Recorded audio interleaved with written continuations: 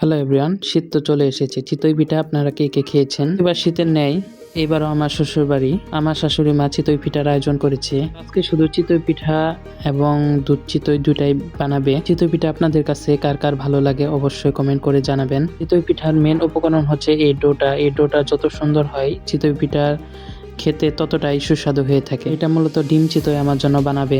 চুলায় চিতই দিয়ে দিয়েছে এবং কি এর উপরে হালকা করে ডিমটা ছেড়ে দিবে। আমার কাছে চিতইয়ের থেকে এই ডিম চিতইটাই সব থেকে বেশি ভালো লেগে থাকে। প্রতিবার শীতে পিঠা থেকে শুরু করে যে কোনো কিছু আমার শ্বশুরবাড়ি তৈরি করা হয়ে থাকলে সেটা আমাদের বাসায় চলে যায়। এই চিতইগুলা এবং হাঁসের মাংস এবং ভর্তার সাথে দুধ চিতই পাঠানো হয়েছিল। এই তো ভর্তার ভিতরে এটা হচ্ছে বাদাম ভর্তা, এরপর শুটকির ভর্তা এবং কালিজিরা ভর্তা, এই তিনটা ভর্তা আইটেম করা হয়েছিল। আর সাথে ছিল হাঁসের মাংস। তো আমি বিয়ের আগে এই হাঁসের মাংস তেমন একটা খেতাম না, কিন্তু বিয়ের পর থেকে এই চিতইয়ের সাথে এই হাঁসের মাংসটা অনেক খাওয়া হয়ে থাকে। তো আমার ডিম চিতইটা রেডি হয়ে গিয়েছে।